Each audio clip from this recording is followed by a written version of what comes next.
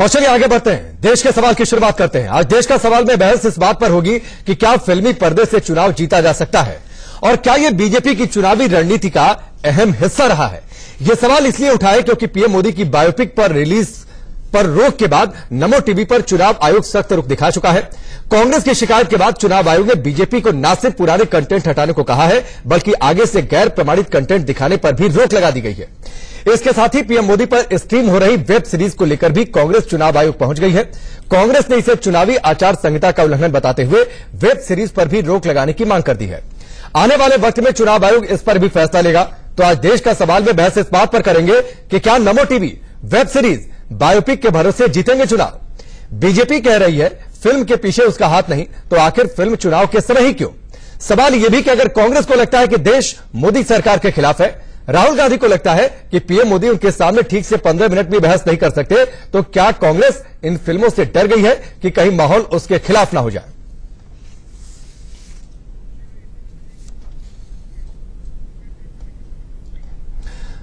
और चलिए आगे बढ़ते हैं, आज सवालों के सिलसिले की शुरुआत करें, लेकिन उससे पहले परिचय आपका आज के मेहमानों से करवा दें। प्रेम शुक्ला जी हमारे साथ जुड़ चुके हैं, भारतीय जनता पार्टी के प्रवक्ता। अमन पवार जी हैं हमारे साथ कांग्रेस पार्टी की ओर से। दिलीप चेरियन है जो कि एड गुरु हैं और साथ ही फाउंडर हैं परफेक्ट रिलेशंस के, और उनसे हम जानेंगे कि किस तरीके से फिल्मों के जरिए इमेज गढ़ने की कोशिश की जाती है, खासतौर पर चुनावी माहौल में। हमारे साथ पीके अग्रवाल जी हैं जो कि पूर्व आईएएस अधिकारी हैं। इनसे हम चुनावी आचार संहिता और उस बीच क्या नियम कुछ कहते हैं इन फिल्मों और वेब सीरीज को लेकर, यह हम इनसे जानेंगे। और साथ ही हमारे साथ मनीष अवस्थी जी हैं जो कि हमारे चीफ पॉलिटिकल एडिटर हैं। प्रेम शुक्ला जी, मैं आपसे शुरुआत करता हूं। नमो टीवी पर सख्त रुख चुनाव आयोग का, बायोपिक पर रोक है, वेब सीरीज के खिलाफ कांग्रेस पहले से ही चुनाव आयोग में है। चुनाव आयोग इस पर आने वाले समय में फैसला लेगा। तो क्या रुपहले पर्दे से आप लोगों की रणनीति थी कि चुनाव को जीतने की बाजी लड़ी जाए? देखिए, अपने कार्यों का प्रचार करना और स्वाभाविक तौर पर जनतंत्र की एक स्वाभाविक प्रक्रिया है और जनतंत्र की उस स्वाभाविक प्रक्रिया का हम पालन कर रहे हैं। ऐसी स्थिति में विपक्षियों को कुछ आपत्ति हुई, उसने निर्वाचन आयोग के पास अपनी शिकायत रखी, निर्वाचन आयोग ने निर्देश दिया, निर्वाचन आयोग के उस निर्देश पर हम सिरोधार्य कर रहे हैं। हम कोई कांग्रेस की तरह संस्थाओं के प्रति अविश्वास प्रकट करने का दुष्कर्म करने वाले लोग नहीं है। अब आप समझ लीजिए कि कांग्रेस के किसी बायोपिक के बारे में, कांग्रेस के अगर किसी प्रचार अभियान के बारे में निर्वाचन आयोग ने इस तरह का फैसला दे दिया होता तो अब तक निर्वाचन आयोग की संवैधानिक व्यवस्था को लगातार उसको नकार करके उस पर आरोप प्रत्यारोप लगाते। निर्वाचन आयोग ने ईवीएम के संदर्भ में एक निर्णय लिया और उसको जो है कांग्रेस के समर्थन में महागठबंधन ने पूरी तरह से निर्वाचन आयोग की साख पर बट्टा लगाने का कोई प्रयास छोड़ा नहीं। सर्वोच्च न्यायालय एक निर्णय ले लेता है तो सर्वोच्च न्यायालय के खिलाफ खड़े हो जाते हैं। तो संवैधानिक संस्थाओं का हमेशा सम्मान रखते हुए हम अपनी बात अभिव्यक्ति स्वातंत्र के तहत, प्रचार के तहत जिस तरह रख सकते हैं हम रखने का प्रयास करते हैं। उस पर किसी की आपत्ति होती है, निर्वाचन आयोग उस पर निर्देश देता है, हम उसको भी शिरोधार्य करते हैं। ये हमारी लोकतंत्र में आस्था का सबसे बड़ा जीवंत सबूत है। प्रेम जी, मेरा सवाल आपसे है कि क्या ये आप लोगों की प्रेरणा के बाद फिल्म निर्माता जो हैं, जो एक के बाद एक नरेंद्र मोदी और उनसे जुड़ी हुई फिल्में और कहानियों को रुपहले पर्दे पर ला रहे हैं? मनीष जी, हमारे पास प्रेरक पुरुष है और स्वाभाविक तौर से उसकी प्रेरणा से प्रभावित होकर यदि लोग फिल्म बना रहे हैं, उस फिल्म को ना तो हमने उसको आर्थिक मदद दी है, उस फिल्म को ना तो हमने किसी तरह का प्रश्रय या संरक्षण दिया है। अब कोई व्यक्ति एक फिल्म बना रहा है, एक फिल्म रेड साड़ी भी बनी थी, वो जैसे ही फिल्म बनी, जैसे ही उनकी प्रतिभा को अभिव्यक्त करने का प्रयास किया गया, रेड साड़ी प्रतिबंधित कर दी गई। तो एक तरफ वो लोग हैं जिनके बारे में फिल्में बनती हैं, तो उन फिल्मों को प्रतिबंधित करने के लिए दौड़ते हैं लोग। नहीं, लेकिन सवाल प्रेम जी, अच्छी फिल्म हमारे सवाल ये है कि चुनाव के समय तो उस पर भी लोग आपत्ति करने खड़े हो जाते हैं। दुनिया की सबसे बड़ी पार्टी कहती है, आप लोगों के पास रणनीति बनाने के लिए पूरा सुन लीजिए, पूरा सवाल, पूरा एक पैनल है जो रणनीति किस हिसाब से बने, सुन लीजिए किस हिसाब से रणनीति बनी, ये सब कुछ तय किया जाता है। तो क्या आप लोगों को अंदाजा इस बात का नहीं था कि चुनाव आचार संहिता लागू हो जाती है, उसके बाद फिल्म के रिलीज की बात आती है, वेब सीरीज तब आती है, अचानक से नमो टीवी एक दिन सामने आ जाता है, तो ये सब कुछ चुनाव आचार संहिता का उल्लंघन नहीं था? सवाल ये, और अगर उल्लंघन है तो जानबूझकर ऐसा क्यों?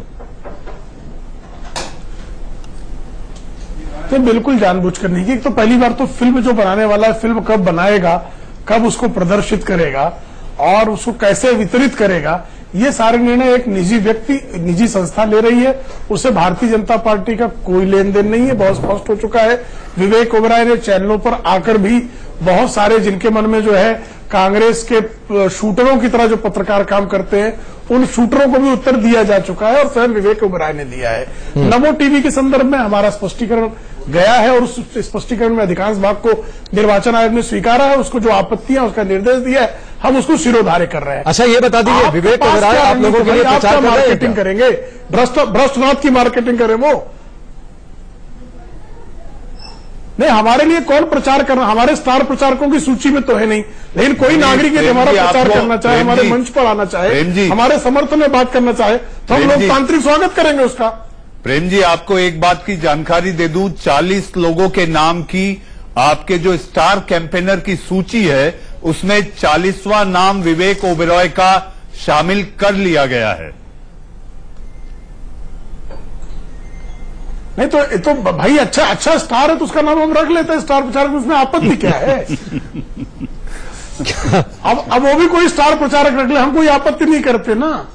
राजीव गांधी श्रीदेवी को स्टार प्रचारक डाल देते, बिना वैसे लोग जो आपकी विचारधारा से सहमति कराई थी आपको, कोई ऐसा शख्स जो आपके साथ ना हो उससे आप स्टार प्रचारक बना लेंगे क्या? या फिर कोई भी पार्टी वैसे लोग को स्टार प्रचारक बना लेगी क्या? भाई हमारे साथ कोई सहमत होता, हमारे विचारों को मानता, हमसे आता, कहता, नहीं आपके साथ होना तो चुनावी दंगल में सहमत होना या हमारे सहमत होना एक और है। देश में लाखों लोग हैं जो आपको वोट देते हैं, लेकिन सभी आपके लिए स्टार प्रचारक तो नहीं बन जाएंगे ना फिर। अरे ठीक है ना, नहीं राकेश जी, हमारे प्रति अगर कोई हमारे साथ प्रचार करना चाहता है, विवेक ओबराय ने कहा, क्योंकि बीच में एक भी खबर आई, तो इस पर ये भी खबर आई कि विवेक ओबराय ने कहा कि मुझसे बिना पूछे मेरा नाम शामिल कर लिया गया है। देखिए इस तरह के बखेड़े से जो है कुछ अब एक तरफ आप करें विवेक ओबराय हमारे स्टार प्रचारक हमने जबरदस्ती बना लिया है, दूसरी तरफ कह रहे उन्होंने फिल्म बना ली है। नहीं फिल्म या तो उन्होंने फिल्म हमसे पूछ कर नहीं बनाई, रहा हूँ तो हमसे फिल्म पूछ कर नहीं बनाई, फिर आपत्ति क्या कर रहा है? कोशिश कर रहा हूं कि एक और आपके स्टार प्रचारकों की लिस्ट में विवेक ओबराय का नाम आ जाता है, दूसरी ओर खबर ये आती है पैरेलली कि विवेक ओबराय ये कहते हैं नहीं साहब मैंने तो अभी कहा नहीं है, बातचीत हुई थी मैंने अभी कहा नहीं है। तो ये मैं खेल क्या है वो समझने की कोशिश कर रहा हूं। तो देखिए ना, इसका देखिए हम तो चाहते हैं कि विवेक ओबराय जैसा, पहले भी विवेक ओबराय जो है भारतीय जनता पार्टी के लिए प्रचार कर चुके हैं, पहले समय सहमति व्यक्त हुई बहुत से 2014 में भी विवेक ओबराय भारतीय जनता पार्टी के पक्ष में प्रचार कर रहे थे।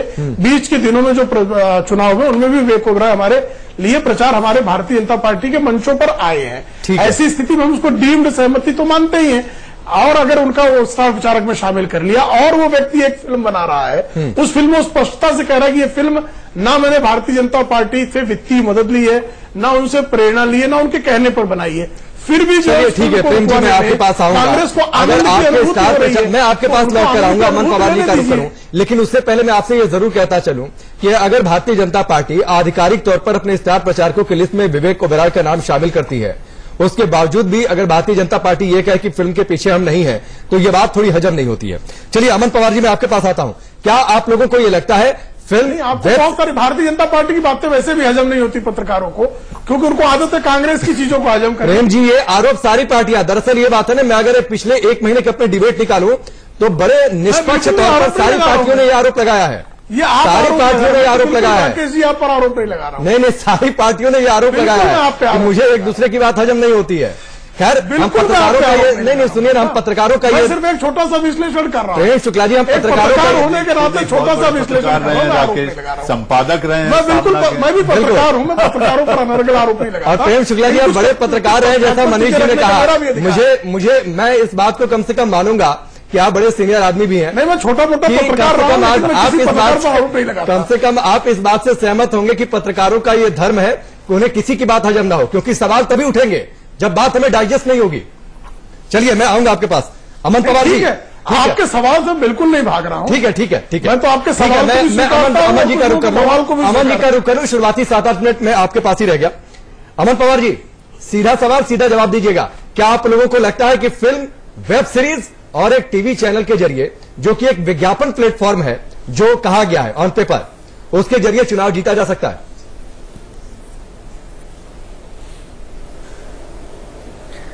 देखिए राकेश जी, ये जो चुनाव है 2019 का, उसमें एक तरफ भारतीय जनता पार्टी है, उसके साथ इलेक्शन कमीशन है, ईडी है, इनकम टैक्स डिपार्टमेंट है और बाकी जितनी संस्थाएं हैं, और उसके विपरीत में कांग्रेस पार्टी है, बेरोजगारी है जो नरेंद्र मोदी जी ने लाकर 5 साल में खड़ी कर दी, जो किसान त्रस्त है वो खड़े हैं, और जो झूठे अच्छे दिनों का वायदा दिया था, जो झूठ बोले गए थे वो खड़े हैं।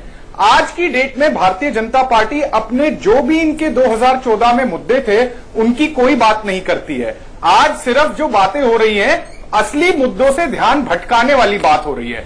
जहां तक इस फिल्म का सवाल है, इस फिल्म के खिलाफ मैं खुद कांग्रेस पार्टी की तरफ से सुप्रीम कोर्ट में गया था और सुप्रीम कोर्ट के आदेश के अनुसार इलेक्शन कमीशन ने इसको बैन किया। नहीं, अब मैं आपको अमन पवार जी एक चीज क्लियर कर दूं, सुप्रीम कोर्ट के आदेश के अनुसार नहीं किया था। पार्टी के जो अमन पवार जी अपनी बात पूरी करिए, एक चीज क्लियर करते उन्होंने अमन पवार जी एक चीज क्लियर करते चलिए ना अमित शाह इसका जो मेन अमन पवार जी आप अपनी बात पूरी करिएगा, एक लाइन मेरी सुन लीजिए। अमन पवार जी एक लाइन मेरी सुन लीजिए। सुप्रीम कोर्ट के आदेश के अनुसार नहीं, सुप्रीम कोर्ट ने कहा था कि चुनाव आयोग फैसला ले, सुप्रीम कोर्ट ने यह कहा था कि चुनाव आयोग फैसला ले कि चुनावी आचार संहिता का उल्लंघन है या नहीं है। सुप्रीम कोर्ट ने कोई फैसला नहीं किया था। प्रचारक है। और अब जो तीसरी बात आप सुनेंगे नहीं मेरी आप बात है वो ये है कि जिस तरीके से इसकी फंडिंग हुई है, इसको फंडिंग को छुपाने के लिए, और ऐसे बहुत से जो इन्होंने भारतीय जनता पार्टी ने किकबैक लिए, चाहे रफाल के मामले में किकबैक लिया हो या और जो उद्योगपति थे उनसे किकबैक लिया हो, उस फंडिंग को छुपाने के लिए भारतीय जनता पार्टी लेकर के आई एक नया कानून। क्या दलाली करने वालों को इलेक्टोरल बॉन्ड्स का, इलेक्टोरल बॉन्ड में अरुण जेटली जी ने क्या खानदानी जीजा जी को पैसा नहीं मिला तो मुझे पता है बहुत पीड़ा है। प्रेम जी प्लीज भरपूर आप लोग एक दूसरे से बात करिएगा प्लीज। ट्रांसपेरेंसी की बात करती थी। देखिए राकेश जी वो कुछ भी अनर्गल आरोप लगा रहे हैं, आप नोट करके रखिए। आपके प्रश्न का उत्तर देने की बजाय अनर्गल आरोप का मंच अगर आप नोट करके रखिए, जो भी बात गलत कर रही है आपके पास आऊंगा भरपूर। अनर्गल आरोप को लगाने का आपसे जो सवाल पूछ रहा हूं उसका उत्तर नहीं दे रहे। आपने देखा अनर्गल आरोप का मंच साक्षी महाराज कहते हैं कि अगर आप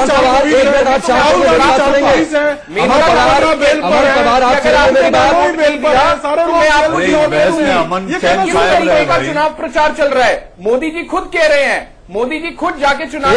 अमन पवार जी अब मेरी बात सुनेंगे या नॉन स्टॉप बोलने का मन बना कराया। अमन पवार जी एक मिनट सुनेंगे मेरी बात। प्रेम शुक्ला जी एक मिनट शांत होगी, मुझे अमन जी से बात करने दीजिए। अमन पवार आप शांत हो गए। 1260 तो यही हो गया। अरे ये रैली नहीं है अमन पवार, मैं आपको तब से इंटरप्ट कर रहा हूं, आप सुन नहीं रहे। चुनावी भाषण का मंच है क्या ये? मैं आपसे तब से कुछ सवाल पूछना चाह रहा हूं, आप नॉन स्टॉप बोले जा रहे हैं। नहीं तो आप इक्वल टाइम देंगे। आप इक्वल टाइम दे रहा हूं ना, मैं आपसे हट गया क्या? आप उनको आपसे हट गया क्या? 2 मिनट नहीं दे सकते? मैं आपसे हट गया क्या? या मैंने प्रेम शुक्ला को क्रॉस नहीं किया था? मेरे को बोलने का मौका देंगे आप? मैंने प्रेम शुक्ला को क्रॉस किया था कि नहीं क्रॉस किया था? मैं दूसरे गेस्ट पर अभी रुक तो नहीं कर गया। आप मेरे को मेरी बात कंप्लीट करने दीजिए, और जो बात गलत लगेगी वहां पर बोलूंगा ना मैं, जो बात गलत लगेगी वहां पर बोलूंगा ना मैं, या आप तय करिए डिबेट कैसे करूं? बोलिए बोलिए, मैं बैठा हूं आपकी आवाज सुनने के लिए बैठा हूं। एक बात बताइए, एक मिनट प्रेम शुक्ला जी प्लीज। पहले सेगमेंट में मैं इजाजत नहीं देता हूं, हर बार कहता हूं क्रॉस करने की, प्लीज तो आप लोग बचिए इससे। एक बात बताइए अमन जी, आपने कहा कि सुप्रीम कोर्ट के आदेश के अनुसार चुनाव आयोग ने बैन लगाया। सुप्रीम कोर्ट ने कहा था बैन लगा दो। सुप्रीम कोर्ट ने कहा ना कि चुनाव आयोग देखेगा चुनावी आचार संहिता का उल्लंघन है या नहीं। सुप्रीम कोर्ट या फिर सुप्रीम कोर्ट कहता है आपके अध्यक्ष से लेकर पार्टी तक सब लोग अपने हिसाब से उसका स्पेकुलेशन देना शुरू कर देते हैं। किसी भी पार्टी को अगर फायदा पहुंचाती है तो चुनाव आयोग को कार्रवाई करनी चाहिए। आप सुप्रीम कोर्ट का ऑर्डर पहले पढ़िए, फिर मेरे से डिबेट करिए। सुप्रीम कोर्ट ने आयोग को यह कहा था, आप आ जाइए, अगर ये मूवी थोड़ा सा आप आ जाइए अमन पवार। सुप्रीम कोर्ट ने कहा था कि चुनाव आयोग पहुंचाती है, चुनाव आयोग इस पर कार्रवाई करे। ये सुप्रीम कोर्ट का ऑर्डर कहा था चुनावी आचार संहिता का उल्लंघन है या नहीं है, ये चुनाव आयोग फैसला करेगा। चुनाव आयोग ने फैसला किया, फिर अरे सर ये नहीं कहा था सुप्रीम कोर्ट ने, मैं सुप्रीम कोर्ट गया था, मैं पिटिशनर था। अब मैं सुप्रीम कोर्ट का ऑर्डर गिरा मेरे पास, मैं आपको पढ़ा दूंगा। सुप्रीम कोर्ट का ऑर्डर है, आपके सुप्रीम कोर्ट ये कह रहा है, आपके अध्यक्ष कहते हैं पुनर्विचार याचिका दाखिल होती है। सुन लीजिए ना, आप लोग किस हिसाब से सुप्रीम कोर्ट की टिप्पणी को अपने हिसाब से रखते हैं। राफेल पर पुनर्विचार याचिका मैं नहीं जाना चाह रहा था क्योंकि डिबेट उस पर नहीं है, आपने मुद्दा छेड़ दिया। राफेल पर पुनर्विचार याचिका एक्सेप्ट होती है, आपके अध्यक्ष कहते हैं कि सुप्रीम कोर्ट ने कह दिया कि चौकीदार चोर है, तो अपने हिसाब से आप लोग अपना आकलन निकालना बंद करिए। नरेंद्र मोदी जी, अब मेरी बात सुन लीजिए राकेश जी। हाँ बोलिए। आपने सवाल दिया है, मैं जवाब दूंगा। नरेंद्र मोदी जी ने क्या कहा, सुप्रीम कोर्ट ने क्या कहा था दिसंबर में? सुप्रीम कोर्ट ने सिर्फ ये कहा था कि ये सुप्रीम कोर्ट के दायरे में नहीं है कि रफाल पर जांच हो कि ना हो। नरेंद्र मोदी जी हर जगह जाके क्या कहते हैं, मेरे को सुप्रीम कोर्ट ने क्लीन चिट दे दी। और अब क्या हुआ है, जब कोई नए दस्तावेज, राहुल गांधी ने जो कहा वो ठीक कहा, अमन पवार राहुल गांधी ने जो कहा वो ठीक कहा, चोरी कर अमन पवार जो राहुल गांधी ने कहा वो ठीक कहा, सुप्रीम कोर्ट में नहीं देखा जा सकता। एक बात बताइए ना, जो राहुल गांधी ने कहा वो ठीक कहा क्या? सुप्रीम कोर्ट दोबारा सुनवाई कर रहा है। जो राहुल गांधी ने कहा वो ठीक कहा। ये पूछ रही है 30,000 करोड़ रुपए का कॉन्ट्रैक्ट जो राहुल गांधी ने कहा वो ठीक कहा आपने, ये सवाल है सबसे बड़ा। राहुल गांधी ने जो कहा वो ठीक कहा, बिल्कुल ठीक कहा, बिल्कुल ठीक कहा। 30,000 करोड़ रुपए का कॉन्ट्रैक्ट, उस हिसाब से अमन पवार उस हिसाब से अमन पवार उस हिसाब से अमन पवार उस हिसाब से मीनाक्षी लेखी ने कोर्ट ऑफ कंटेम्प्ट का केस फाइल किया है और उस पर कोर्ट ने सहमति जता दी है सुनवाई के लिए। तो मान ले कि राहुल गांधी ने कोर्ट की अवमानना की है, मान लेते हैं उस हिसाब से, फिर आपके तर्क के हिसाब से मान लेना। जो कोर्ट में जो अब फैसला है उसका कोर्ट नहीं, याचिका एक्सेप्ट करना फैसला कहां से हो गया भाई? अगर सुप्रीम कोर्ट ने कहीं भी नरेंद्र मोदी को क्लीन चिट दी है, ठीक है, आप ये बताइए भारतीय जनता पार्टी झूठा प्रचार कैसे कर रही है कि हमको क्लीन चिट मिल गई है? आप बहुत सीधा प्रचार कर रहे हैं दोनों, अब छोड़िए, जाने दीजिए। और चलिए आगे बढ़ते हैं, एक बार फिर से सवालों के सिलसिले की शुरुआत करते हैं। सारे मेहमान हमारे साथ बने हुए हैं। प्रेम शुक्ला जी हैं, अमन पवार है, दिलीप चेरियन है, पीके अग्रवाल जी हैं, मनीष अवस्थी जी हैं। दिलीप चेरियन जी, मैं आपसे इस सिलसिले की शुरुआत करता हूं। आपने पूरी बहस देखी पहले सेगमेंट में। क्या चुनावी माहौल में इस तरीके की कोई फिल्म आ जाए, बायोपिक आ जाए, वेब सीरीज आ जाए, तो क्या वो इमेज इतनी मजबूत हो जाती है कि मतदाताओं से प्रभावित हो जाए? देखिए, फिल्म का जो प्रभाव होगा वो एक तरह का ऑडियंस होगा। जो टेलीविजन का ऑडियंस है वो अलग ऑडियंस है, और वेब सीरीज का ऑडियंस वो तीसरी ऑडियंस है। ये तीनों ऑडियंस का रिएक्शन अलग अलग है। और ये जो वेब सीरीज, टेलीविजन चैनल और मूवी का रिलीज, ये कोइंसाइड करना एक बहुत ही इंपॉर्टेंट मामला है, क्योंकि इसमें बहुत सारे फंडिंग एजेंसीज इन्वॉल्व होते हैं और इसमें डिफरेंट ऑडियंसेस को एक ही मैसेज देने का तरीका जो अपनाया है बीजेपी ने, मेरे ख्याल में ये एक कोऑर्डिनेटेड पार्टी प्लानिंग के बिना हो नहीं सकता। इससे ये तर्क तो गलत है, इससे असर पड़ेगा तो गलत है, ये तर्क तो गलत है, मतलब माने ना बीजेपी का कि इसके पीछे वो लोग नहीं। देखिए, वो है कि नहीं ये हम नहीं कह सकते, पर बीजेपी पार्टी को बेनिफिट करने का उद्देश्य था, ये हम अवॉइड नहीं कर सकते। ठीक है। दूसरी चीज, इसका जो ऑडियंसेस है, कौन कौन ज्यादा इस पे असर हो सकता है, जिन पे असर ज्यादा हो सकता है। सिनेमा में ऑडियंस मेरे ख्याल में अब biopic upon biopic upon biopic काफी आ चुके हैं।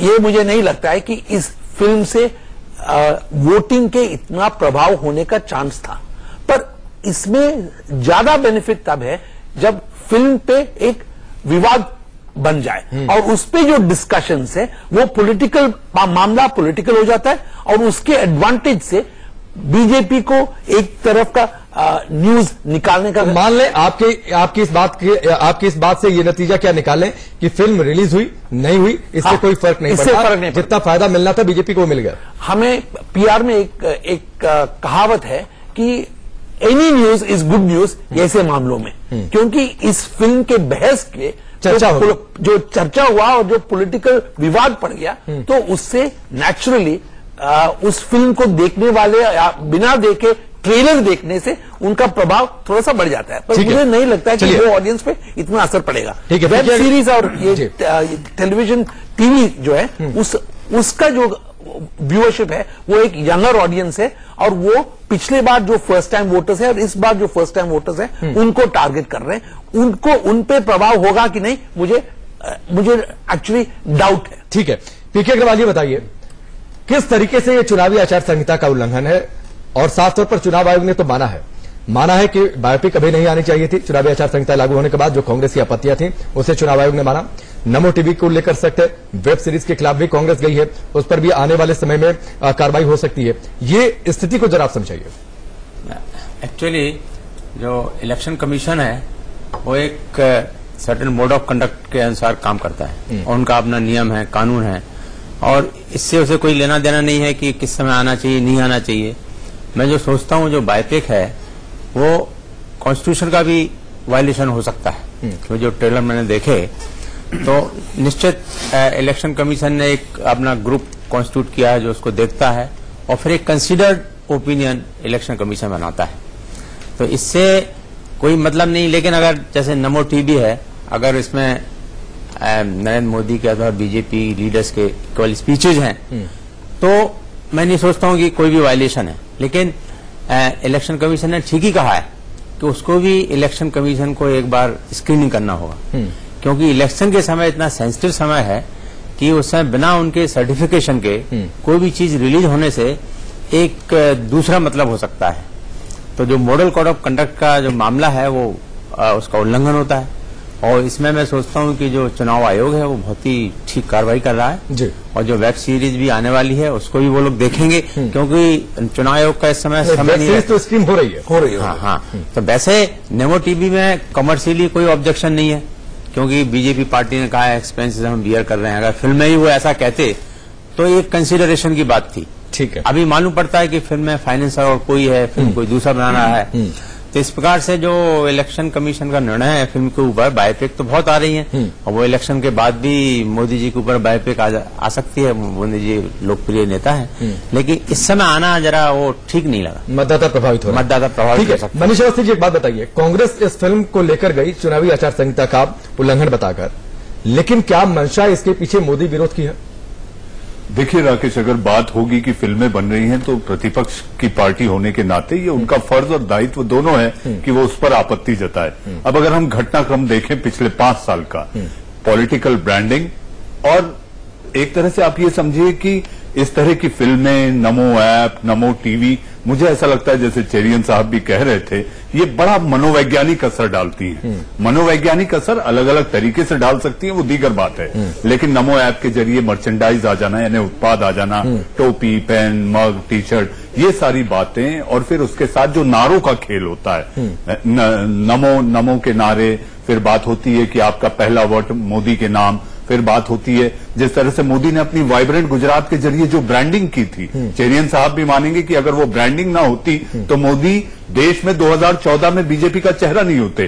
अब जहां तक फिल्मों की बात की जाए, जिस घटनाक्रम की मैं बात कर रहा हूं, बॉलीवुड, चूंकि मैं मुंबई रहा हूं, बॉलीवुड में एक ऐसा दल बन चुका है, एक ऐसा समूह बन चुका है जो बीजेपी के साथ साथ मोदी को रिझाने में वो कोई कोर कसर नहीं छोड़ रहा। अगर मोदी के नाम की बायोपिक बन रही है तो कांग्रेस के विरोध में भी 2 फिल्में बन गई, एक्सीडेंटल प्राइम मिनिस्टर और हिंदू सरकार।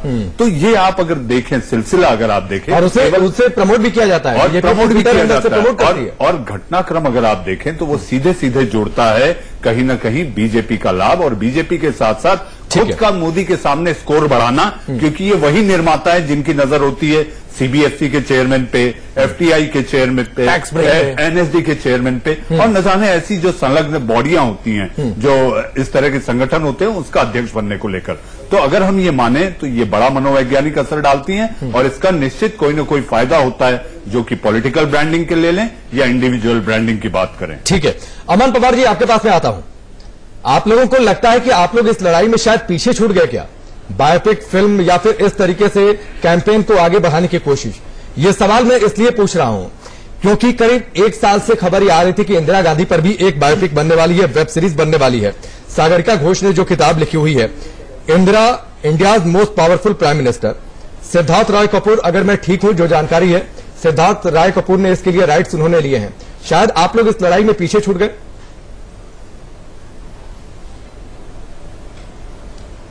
देखिए राकेश जी, जहां तक बायोपिक बनाने का सवाल है, ये जो निर्माता हैं, जो प्रोड्यूसर्स हैं, वो उनका काम है, वो एक फिल्म इंडस्ट्री का जॉब है जो उनको करना है। जहां तक हमारी आपत्ति है, हमारी आपत्ति बस लिमिटेड इतनी है कि जब चुनाव का माहौल है, चुनाव का मौसम है, एक लेवल प्लेइंग फील्ड, आप सबको एक तरीके का प्लेटफॉर्म देना पड़ेगा चुनाव आयोग को, ताकि जो कंटेस्ट हो वो फेयर हो। अगर आप एक पार्टी को अलाउ कर दें कि वो किसी भी तरीके का कितना भी पैसा लगा सकती है, कितना भी पैसा खर्च कर सकती है, कहीं से भी फंडिंग ला सकती है, और दूसरे जो दल हैं उनके पास ये अगर सोर्सेज नहीं है तो लेवल प्लेइंग फील्ड का जो कॉन्सेप्ट है वो खत्म हो जाता है। तो लेवल प्लेइंग फील्ड हमारा एकमात्र जो आर्ग्यूमेंट था सुप्रीम कोर्ट के सामने था, और वही इलेक्शन कमीशन ने बाद में एक्सेप्ट भी किया। तो चाहे इंदिरा गांधी पे बने, मोदी जी पे बने, चाहे जिस पर भी बने, हमारा सवाल आज इतना है कि अगर भारतीय जनता पार्टी को लगता है कि उन्होंने पिछले 5 साल में काम करे हैं तो वो अपने कामों की चर्चा क्यों नहीं करते हैं। आज कभी पिक्चर के थ्रू, कभी चलिए जवाब ले लेते हैं इसका, फटाफट जवाब ले लेते हैं क्योंकि दूसरे सेगमेंट में हम क्रॉस की भी इजाजत देते हैं। अमर पवार जी आपकी बात का जवाब ले लेते हैं। प्रेम शुक्ला जी, मोदी जी जब आए अपना संकल्प पत्र लॉन्च करने के लिए, ठीक है जवाब ले लेता हूं, मैं समझ गया आपका सवाल, समझ गया अमर पवार जी आपका सवाल समझ गया मैं। भारतीय जनता पार्टी के जवाब ले लेता हूं, प्रेम शुक्ला जी जवाब दीजिए। आप लोगों ने इतना बढ़िया काम किया, आप लोग कहते हैं हर मंच से, फिर फिल्मों की जरूरत क्यों पड़ गई? जी हमने अच्छा बढ़िया काम किया लोग, इसीलिए तो लोग हमारे काम से प्रेरित होकर अपने पैसे से फिल्में बना रहे हैं लोग। ये तो इस बात का प्रमाण है कि हमने अच्छा काम किया। भाई लोगों के घरों में गुणात्मक परिवर्तन, सामान्य व्यक्ति के जीवन में गुणात्मक परिवर्तन है। नेहरू जी के जमाने से गरीबी हटा रहे थे, आज भी गरीबी इनके बच गए, उनके गरीबी नहीं हटा पाए। गरीबी हटी किसकी? जीजा जी की गरीबी हट गई। जीजा जी जो है लाख रुपए लेकर और 11,000 करोड़ बना लिया। हमने सामान्य व्यक्ति के जीवन में परिवर्तन किया, उसके घर में शौचालय पहुंचाया, उसको जो है औषधालय तक उसको व्यवस्था दी कि भाई 5 लाख रुपए तक का गंभीर बीमारियों का इलाज करने का खर्च जो है वो सरकार वहन करती है। ऐसी स्थिति है, लोगों को जो है उनके अकाउंट खुला, तो हमने काम किया। उस काम के सत्परिणाम के चलते नमो का ब्रांड एस्टेब्लिश हुआ है। डॉक्टर मनमोहन सिंह का ब्रांड कैसे एस्टेब्लिश होता? डॉक्टर मनमोहन सिंह बेचारे जो है वो एक फैसला लेते थे कैबिनेट का, और एक बच्चा जाता था संवैधानिक सारी व्यवस्था को तोड़कर वो कैबिनेट फैसले को फाड़ कर मैं जवाब दे दूं। मैं आता हूँ जवाब ले लूं, जवाब आप दीजिए, एक कमेंट को दे लूं। प्रेम शुक्ला जी, इनके जीजा जी पर उंगली उठती है तो आपकी पार्टियों में भी बहुत जगह उंगलियां उठती हैं। आपके अध्यक्ष के बेटे पर उंगलियां उठती हैं लगातार, कांग्रेस पार्टी का आरोप लगता रहता है बार बार। नहीं बिल्कुल, और वो उसको जिसने उंगली उठाई है ना वो पूरी दुनिया में दौड़ रहा है कि समझौता कर ले। हाईकोर्ट ने उसके खिलाफ जिस तरह से आदेश दिया है जरा उसको पढ़ लीजिए। और इनके यहाँ तो बेल पे टहल रहे हैं जीजा जी। ठीक है, जवाब ले लीजिए। पैसे 11,000 अमन पवार जवाब दीजिए इनको। इसका जवाब नहीं दे पा रहे हैं। हमारे अध्यक्ष जी के पुत्र के खिलाफ एक अभी हाल फिलहाल में येदियुरप्पा जी वायर तत्काल नोटिस मिला, इसमें येदियुरप्पा जी ने बताया उसके खिलाफ आदेश प्रेम शुक्ला जी आपने जो कहा उस पर जवाब ले लीजिए। जनता पार्टी को उन्होंने दिया। प्रेम शुक्ला जी आपने जो कहा उस पर जवाब ले लीजिए जल्दी से। अमन पवार उसका जवाब दे ही नहीं पाए। राकेश जी, अभी येदियुरप्पा जी की एक डायरी हाल फिलहाल में बाहर आई थी जिसमें यह पता लगा कि 1800 करोड़ रुपए भारतीय जनता पार्टी को उन्होंने बनाया कर्नाटक का मुख्यमंत्री बनने के लिए। अब जब इतना पैसा हजारों करोड़ों रुपए में इन पहुंचा रहे हैं, अमित शाह जी के जो सुपुत्र हैं वो रातों रात 700 गुना जो इनकम थी वो बढ़ गई। और तीसरी चीज, ये जो बार बार ये नाम लेते हैं भ्रष्टाचार की बात करते हैं, तो आपने पिछले 5 साल में भ्रष्टाचार के लिए किया क्या? आज भी आप वही जो बिगुल था वही अभी भी आप बजा रहे हैं। और अगर जहां तक आप बोल रहे हैं एक मिनट आप दोनों लोग पिछले 5 साल में 4 लाख नौकरियां, एक मिनट आप दोनों लोग शांत होइए। आपने वादा किया था कि हम, एक मिनट आप दोनों लोग शांत होइए, एक मिनट आप दोनों लोग शांत होइए प्लीज। मनीष जी कुछ बोल रहे हैं आप दोनों लोगों के लिए, सुनिएगा जरा ध्यान से। नहीं, अमन पवार आप जो कह रहे हैं डायरी आप मत भूलिए, आपकी भी डायरी आई थी नरसिम्हा राव सरकार के दौरान। नहीं, मेरा कहना यह है कि अगर वो नेहरू जी व्यक्ति पूजा के शुरू हुई वहां से, तो व्यक्ति पूजा के तो विरोध में बीजेपी शुरू से रही। तो व्यक्ति पूजा तो देश में उसका विरोध होना चाहिए, चाहे वो कोई भी व्यक्ति हो। व्यक्ति पूजा इसलिए हो रहे हैं तो आजकल का व्यक्ति पूजा के लिए हम लोग आगे बढ़ रहे हैं। देखा कि 2014 का जो फॉर्मूला है कि पर्सनालिटी को बढ़ाना, जैसे आप देखे थे पिछले कैंपेन में होलोग्राफिक इमेज भी यूज किए थे। तो मेरे ख्याल में बीजेपी का इस वक्त 2 स्ट्रैटेजी है कम्युनिकेशन पे। एक है कि पर्सनालिटी के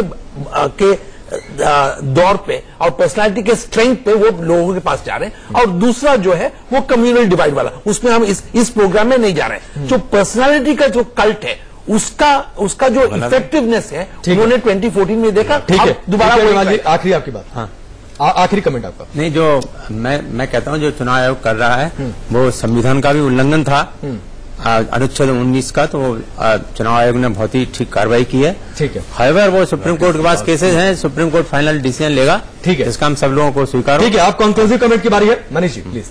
राकेश, हम ये मानते हैं कि बीजेपी इस समय 2014 के नतीजों को दोहराना चाहती है और उसको लेकर वो प्रयासरत है, और विविधताओं वाले देश में इस तरह की फिल्में आना, नमो ऐप के जरिए चीजों को प्रमोट करना, मुझे ऐसा लगता है कि ये बहुत मनोवैज्ञानिक असर डालता है, जिसका लाभ पार्टी को जरूर होगा, क्योंकि उनकी उम्मीद, आकांक्षा और महत्वाकांक्षा जो है फिर एक बार सत्ता में लौटने की है। चलिए, आप सबका हमसे जुड़ने के लिए, बातचीत के लिए बहुत बहुत शुक्रिया। आज देश का सवाल में बस इतना ही।